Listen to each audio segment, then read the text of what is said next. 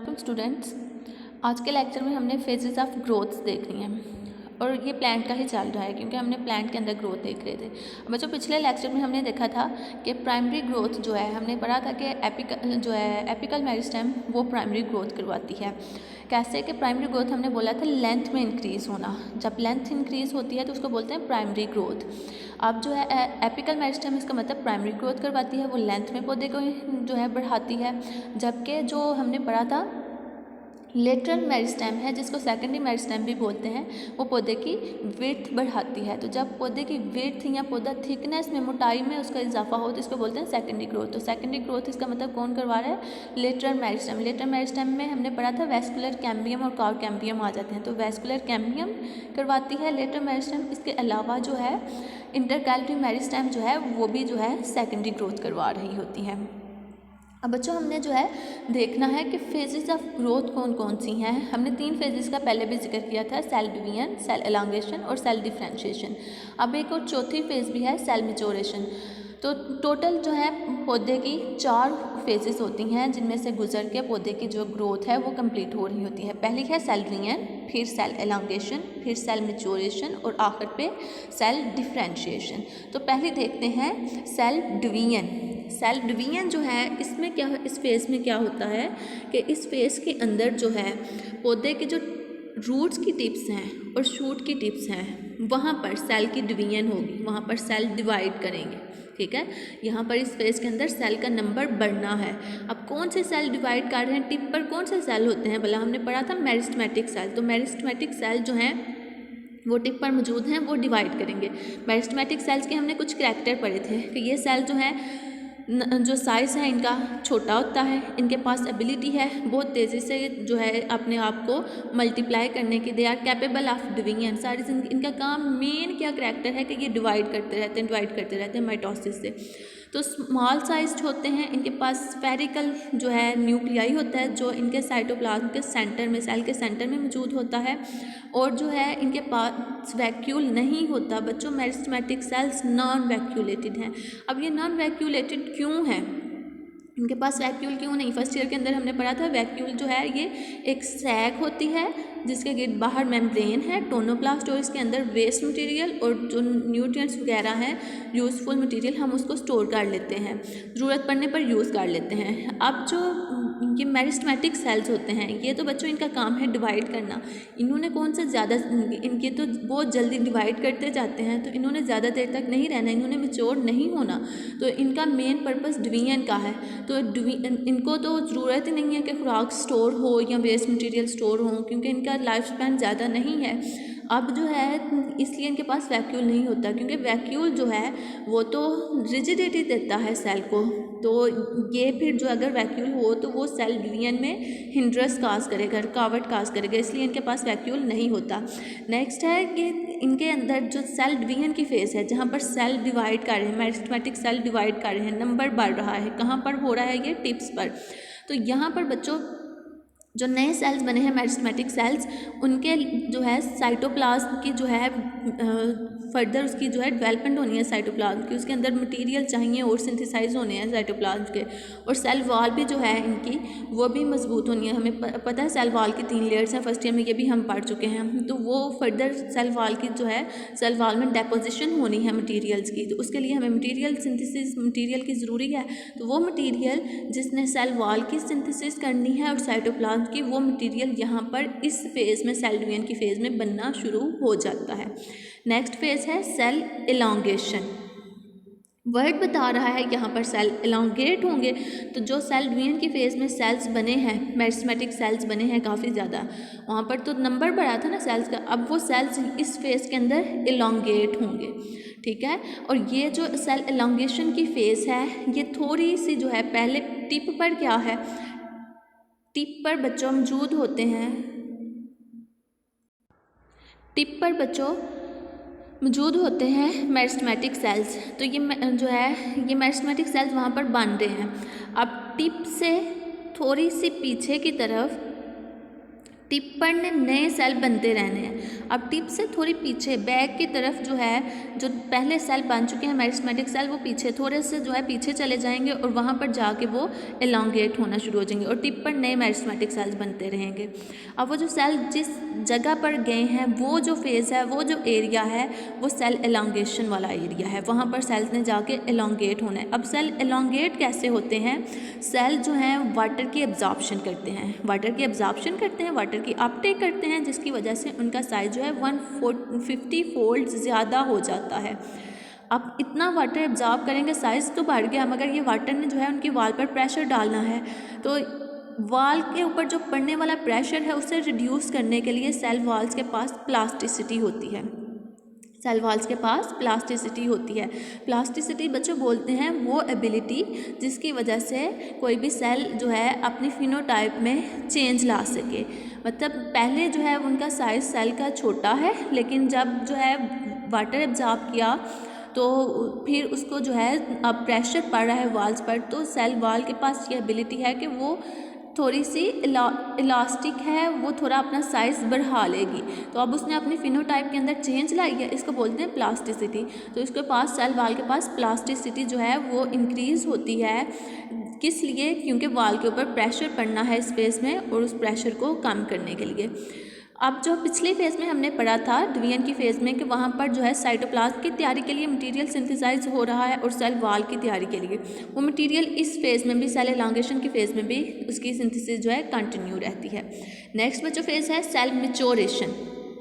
इस फेज़ के अंदर सेल मैच्योर होंगे, जो उन्होंने जितना साइज़ हर सेल ने जितना अटेन करना था वो अटेन कर लेंगे। अभी भी वो सेल जो है मेरिस्टेमेटिक सेल्स ही हैं, डिफ्रेंशिएट नहीं हुए। डिफ्रेंशिएशन बोलते हैं कि जनरल सेल जिनके अभी नहीं पता कि अच्छा ये सेल पित्त के हैं, कॉर्टेक्स के हैं, जाइलम फ्लोएम किसके हैं, अभी कुछ भी नहीं पता, वो जनरल सेल हैं। तो उनके अंदर डिफरेंस आ जाए और आप उनको पता चलना शुरू हो जाए कि ये फ़लाँ का सेल है, ये फ़लाँ का सेल है, फ़लाँ पार्ट का। तो अभी जो है डिफ्रेंशिएशन नहीं हुई, तो इस वक्त जो है वो सेल्स ने जितना मैक्सिमम साइज़ अटेन करना होता है वो कर लेते हैं।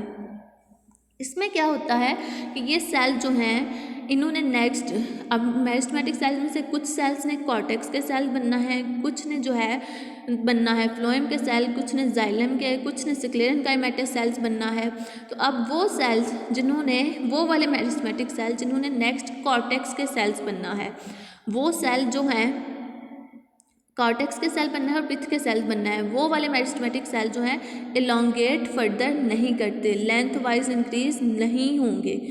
जबकि वो वाले मेरिस्टेमेटिक सेल जिन्होंने नेक्स्ट फाइबर्स और ट्रैकिएड्स में कन्वर्ट होना है, फाइबर्स और ट्रैकिएड्स जो हैं ये सिक्लेरन काइमेटस की टाइप्स हैं, तो जिन्होंने जो है वो वाले मेरिस्टेमेटिक सेल जिन्होंने फाइबर और ट्रैकिएड में कन्वर्ट होना है ये एलोंगेट होंगे। क्यों? क्योंकि बच्चों हमें पता है कि फाइबर जो हैं ये भी लंबूतरे होते हैं, लंबे होते हैं, और ट्रैकिएड्स ये भी लंबे होते हैं, वेजल्स की तरह की पाइप से होते हैं, तो ये लंबे हैं, तो इसलिए ये लेंथ वाइज इंक्रीज़ करेंगे, ज़्यादा ये लेंथ वाइज इंक्रीज़ करेंगे बजाय किसी और डायरेक्शन में इंक्रीज़ करने के। तो इसमें सेल ने मैक्सिमम साइज अटेन करना है इस फेज़ में, और क्या होना है कि मेरिस्टेमेटिक सेल्स जो हैं अब उन्होंने नेक्स्ट अभी डिफ्रेंशिएट नहीं हुए, मगर उनको जो है डिफ्रेंशिएट होना उनको पता होता है कि किसने किस में डिफ्रेंशिएट होना है, इसमें उनके साइटोप्लाज्म का रोल होता है, ये हमने नेक्स्ट पढ़ना है। तो वो कुछ मेरिस्टेमेटिक सेल जिन्होंने नेक्स्ट बनाना है, कन्वर्ट होने हैं कॉर्टेक्स के और पित्त के सेल्स, वो लेंथ वाइज इंक्रीज़ नहीं होंगे, मगर वो वाले मेरिस्टेमेटिक सेल जिन्होंने कन्वर्ट होना है ट्रैकिएड्स के सेल और फाइबर के सेल, वो लेंथ वाइज इंक्रीज़ होंगे। नेक्स्ट फेज़ है डिफ्रेंशिएशन फेज़। इसमें होना है कि वो मेरिस्टेमेटिक सेल्स अब जो हैं वो जनरलाइज नहीं रहेंगे, वो डिफ्रेंशिएट हो जाएंगे, कोई पित्त का सेल बन जाएगा, कोई कॉर्टेक्स का बन जाएगा, कोई एपिडर्मिस का बन जाएगा। तो अब बच्चों जो है ये डिफ्रेंशिएशन इस फेज़ में होनी है। अब यहाँ पर जनरलाइज्ड कोई नहीं रहेगा, सब स्पेशलाइज्ड हो जाएंगे, हर एक की स्ट्रक्चर जो है स्पेशल हो जाएगी, हर कोई अपना फंक्शन परफॉर्म करेगा। अब इस फेज़ में क्या होता है कि इस फेज़ के अंदर जो है वाल जो हैं सेल की वो थिकर होना शुरू हो जाती हैं, ठीक है। अब कुछ सेल की वाल्स थिक होती हैं, कुछ की नहीं होती, तो जिनकी थिक होनी है वो थिकर होना शुरू हो जाएंगे, जिससे पता डिफरेंस आ जाएगा कि अच्छा ये थिक वाल वाले हैं तो ये फ़लाँ सेल्स हैं। और थिकनिंग जो है ये अपीयर होती हैं जाइलम वेजल, वो जो सेल जो जाइलम वेजल के बन रहे हैं सेल, उनकी वॉल्स के ऊपर थिकनिंग आना शुरू हो जाएगी, मतलब डिफरेंस आना शुरू हो गया है, तो डिफ्रेंशिएट हो रहे हैं, वो जाइलम वेजल्स के सेल्स बन रहे हैं। फिर क्या होता है, यहाँ पर स्ट्रक्चरल फीचर डेवलप होना शुरू हो जाते हैं सेल्स के अंदर। किसी सेल के अंदर जो है अगर पिट्स चाहिए तो वो पिट्स बनना शुरू हो जाएंगी। अब पिट्स बच्चों सेल वॉल के अंदर दो जो एडजेसेंट सेल्स होते हैं, एडजेसेंट नेबरिंग सेल्स, उनके अंदर जो है उनकी सेल वॉल के अंदर कुछ थिन रीजन्स होते हैं। वो थिन रीजन्स वो पॉइंट हैं जहाँ से एक सेल दूसरे सेल अपने नेबरिंग सेल के साथ कम्युनिकेट करता है, मटेरियल की ट्रांसफ़र करता है, उसको बोलते हैं पिट्स। तो अब कुछ सेल के पास पिट्स होती हैं तो उन सेल के अंदर पिट्स बनना शुरू हो जाएंगी, डिफरेंस आना शुरू हो जाएगा, स्ट्रक्चरल फीचर बनेंगे और स्पेटियल डायमेंशंस की बुनियाद पर भी सेल एक दूसरे से डिफरेंट होना शुरू हो जाएंगे। स्पेटियल डायमेंशंस बोलते हैं बच्चों के, जिसमें जो है आ जाता है स्पेटियल डायमेंशन में कि अच्छा कोई जो है इसकी लेंथ वाइज ये ज़्यादा बड़ा है, लेंथ इसकी ज़्यादा है, कुछ सेल की विड्थ ज़्यादा होती है। तो स्पेटियल डायमेंशन में बेसिकली साइज़ होता है और शेप होती है कि ये लेंथ में बढ़ रहा है या विड्थ में बढ़ रहा है। तो स्पेटियल डायमेंशंस की बुनियाद पर भी जो है सेल्स के अंदर डिफरेंस आना शुरू हो जाएगा और सेल जो है एक दूसरे से डिफरेंट हो जाते हैं, स्पेशलाइज्ड हो जाते हैं। अब कन्फर्म हो गया ये फ़लाँ सेल है, ये फ़लाँ सेल है, हर कोई अपना अपना काम परफॉर्म करेगा। अब ये जो बुक के ऊपर डायग्राम है, इसमें जो आपके देखने वाली चीज़ है वो सिर्फ ये है कि ये सबसे नीचे टिप है, टिप पर जो है जोन ऑफ सेल डिवीजन है, यहाँ पर सेल मेरिस्टेमेटिक सेल मिसल डिवाइड कर रहे हैं। इससे थोड़ा सा आगे जो है एक फेज़ है जिसको बोलते हैं जोन ऑफ एलोंगेशन, यहाँ सेल एलोंगेट करेंगे वाटर की अपटेक करके, और ये सिर्फ चंद मिलीमीटर पर मुश्तमिल हिस्सा होता है। फिर नेक्स्ट फेज़ है जोन ऑफ मिच्योरेशन, यहाँ पर सेल जो है मिच्योर होंगे। जोन ऑफ मेच्योरेशन को ही जो है जोन ऑफ डिफ्रेंशिएशन, इन दोनों को कॉमन जो है अक्सर जो है वो ऑथर शो करते हैं। तो जोन ऑफ मेच्योरेशन के अंदर ही आपको जो है इन्होंने सेल्स बनाए हुए दिखाए हैं कि ये अच्छा वेस्कुलर सिलेंडर हैं, ये कॉर्टेक्स है, ये फ्लां है। तो जोन ऑफ मेच्योरेशन और जोन ऑफ डिफ्रेंशिएशन बाज जो हैं ऑथर सेम करते हैं इनको। तो ये हमारा टॉपिक था फेजेस ऑफ ग्रोथ। नेक्स्ट बच्चों जो टॉपिक है वो है ग्रोथ कोरिलेशन। नेक्स्ट टॉपिक है ग्रोथ कोरिलेशन। अब वर्ड बता रहा है ग्रोथ कोरिलेशन, इसमें देखें कि ये रिलेशन है, लेकिन कौन सा रिलेशन, रेसिप्रोकल रिलेशन। अब प्लांट्स के अंदर जो है इस तरह होता है कि हर पार्ट बच्चों उसके ग्रो करने का रेट एक जैसा नहीं होता। ये देखा गया है कि एक प्लांट जो है वो ग्रोथ तेज़ी से करता है मगर वो अपने साथ वाले पार्ट की जो ग्रोथ को रोक देता है या कम कर देता है। तो ये जो उल्ट रिलेशन है, ये जो रेसिप्रोकल रिलेशन है, किस चीज़ में, ग्रोथ के रेट्स में। Various parts of plant body, plant के मुख्तलिफ पार्ट्स की जो ग्रोथ का रेट है उनके दरमियान रिलेशन है और रेसिप्रोकल रिलेशन है। इस बात को बोलते हैं ग्रोथ कोरिलेशन, कि एक पार्ट की ग्रोथ जो है वो ज़्यादा है, दूसरे की कम हो जाती है, एक की ज़्यादा होने की वजह से दूसरे की कम हो जाए। तो ये उल्ट रिलेशन है, रेसिप्रोकल रिलेशन है। तो इस रिलेशन को बोलते हैं ग्रोथ कोरिलेशन। अब ग्रोथ कोरिलेशन में एक जो रिलेशन है वो एपिकल डोमिनेंस है, ठीक है, कह लें कि ये एक मिसाल है ग्रोथ कोरिलेशन की। एपिकल डोमिनेंस का हमने जब हार्मोन्स पढ़े थे प्लांट, वहाँ पर हमने इसका डिस्कस किया था। लेकिन एपिकल डोमिनेंस को समझने के लिए हमें पता होना चाहिए एपिकल बड क्या है और लेटरल बड क्या है। एपिकल बड जो है इसका पहले भी हमने पढ़ा था, मतलब है एपेक्स, टिप। तो वो बड जो टिप पर मौजूद हो उसे एपिकल बड कहते हैं। एपिकल बड जो है ये शूट भी बनाती है, एपिकल बड जो है फ्लावर की भी एपिकल बड होती है और लीव्स की भी एपिकल बड होती है। अब जो है लेटरल बड क्या है, लेटरल बड साइड के लिए होता है। इससे मुराद वो बड जो स्टेम की साइड पर है, जिससे जो है साइड की ब्रांचेस निकलती हैं, उसको बोलते हैं लेटरल बड। इसका दूसरा नाम एक्सिलरी बड भी है लेटरल बड का। इस डायग्राम में देखें, इससे आपको समझ आ जाएगी कि लेटरल बड को एक्सिलरी बड क्यों कहते हैं। अब ये जो है यहाँ पर जो आपको नज़र आ रहा है कि लिखा हुआ है कि ये इनहिबिटेड बर्ड्स हैं। ये बर्ड्स जो हैं इनसे मैंने कहा लेटरल बर्ड से साइड की ब्रांचेस निकलती हैं, तो ये बर्ड जो है लेटरल बर्ड्स हैं, ठीक है, जो साइड की। अब ये बच्चों ये जो बर्ड्स हैं आपको नज़र आ रहा है लीफ और स्टेम के एक्सिल में मौजूद हैं, इसलिए इनको एक्सिलरी बर्ड्स बोलते हैं, ठीक है। लेटरल बर्ड जो हैं वो लीफ और स्टेम के एक्सिस में मौजूद होती हैं, इसलिए इनको एक्सिलरी बर्ड्स भी कहते हैं। और इन्होंने करना क्या है, साइड की ब्रांचेस की ग्रोथ करवानी है, पौधे को डेंस करना है, साइड से उसकी शाखें निकालनी हैं। और एपिकल बर्ड जो है ऊपर होती है टिप पर, उसका काम क्या होता है कि पौधे को ऊपर लेंथ वाइज बढ़ाती है, और लेटरल साइड से ब्रांचेस निकालती हैं। अब बात करते हैं एपिकल डोमिनेंस क्या है। तो बच्चों एपिकल डोमिनेंस ये वो इफ़ेक्ट है जिसमें एपिकल बर्ड डोमिनेट हो जाती है लेटरल बर्ड पर, ठीक है।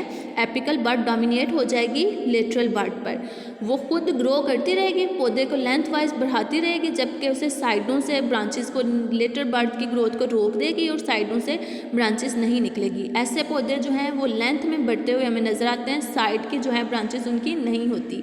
जैसे बैम्बूसा है वो लेंथ वाइज ग्रो करता है, साइड की उसकी ब्रांचेस बहुत कम होती हैं।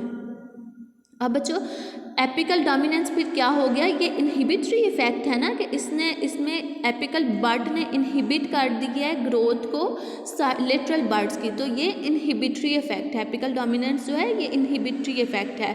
बहुत सारे प्लांट्स के अंदर क्या होता है, हर प्लांट में एपिकल डोमिनेंस नहीं पाई जाती, तो बहुत सारे प्लांट्स के अंदर क्या होता है, एपिकल बर्ड जो है वो ग्रो करती है, जबकि जो ग्रोथ है लोअर लेटरल बर्ड्स की उसके नीचे वाली जो लेटरल बर्ड्स होती हैं, बिल्कुल नीचे वाली नहीं, बल्कि जो एपिकल बर्ड्स है नीचे वाली जो है सामने उसके नीचे की जो है लेटरल बर्ड्स, उनकी जो ग्रोथ है वो सप्रेस हो जाती है, कम हो जाती है। इस बात को बोलते हैं इनहिबिटरी इफेक्ट। अब इसकी जो है एपिकल डोमिनेंस की काज क्या है, तो इसकी काज जो है बच्चों ऑक्सिन हार्मोन है। 1934 के अंदर दो साइंटिस्ट थे, थाइमन एंड स्कूग, उन्होंने जो है एक्सपेरिमेंट परफॉर्म किए, और उन्होंने जो है एक्सपेरिमेंट में क्या जो है देखा कि जो ऑक्सिन है वो एपिकल बर्ड से डिफ्यूज़ कर जाता है लेटरल बर्ड के अंदर, और जाके लेटरल बर्ड की ग्रोथ को रोक देता है। ऑक्सिन का रोल है ये लेटरल बर्ड्स की ग्रोथ को रोकता है, तो एपिकल बर्ड के पास ऑक्सिन होता है, ये वहाँ से लेटरल बर्ड में चला जाता है और उसकी ग्रोथ को रोक देता है। तो ये इसकी काज क्या हुआ, ऑक्सिन हुआ। इन्होंने एक्सपेरिमेंट ये परफॉर्म किया था कि इन्होंने जो है देखा कि जो है जिनके एपिकल बर्ड जब ग्रो कर रही है तो साइड की ब्रांचेस नहीं ग्रो करती, तो इन्होंने एपिकल बर्ड को काट दिया। जब इन्होंने एपिकल बर्ड को काट दिया तो इससे क्या हुआ कि लेटरल बर्ड्स जो है ग्रो करना शुरू हो गई। इससे इनको पता चला कि यहाँ पर कोई फैक्टर था जो यहाँ से ट्रांसफ़र होकर नीचे जाता था और वो लेटरल बर्ड्स की ग्रोथ को रोक देता था। अब एपिकल बर्ड कट चुकी है, इसलिए लेटरल बर्ड जो है वो ग्रो करना शुरू हो गई हैं, जैसे आपको इस डायग्राम में नज़र आ रहा है। पहली वाली में एपिकल डोमिनेंस है क्योंकि ऊपर एपिकल बर्ड है, तो साइड वाली जो लेटरल बर्ड्स हैं वो इनहिबिटेड हैं, उनकी ग्रोथ नहीं हो रही। मगर फिर अगली में ये देखें प्रून्ड कट हो गई, तो एपिकल बर्ड जो है वो कट हो चुकी है। अब उसके जो नीचे लेटरल बर्ड्स थी वो ग्रो कर गई हैं और ब्रांचेस निकल आई हैं, तो इसलिए लेटरल बर्ड जो है वो एपिकल डोमिनेंस के इफेक्ट से रिलीज़ हो चुकी हैं, निकल आई हैं उसके इफेक्ट से। अब क्योंकि वो एपिकल बर्ड कट चुकी है तो अब वो इफेक्ट नहीं है, अब वो ग्रो करना शुरू हो गई हैं, तो वो रिलीज़ हो चुकी हैं एपिकल डोमिनेंस के इफेक्ट से। तो ऑक्सिन ही मेन जो है वो फैक्टर है।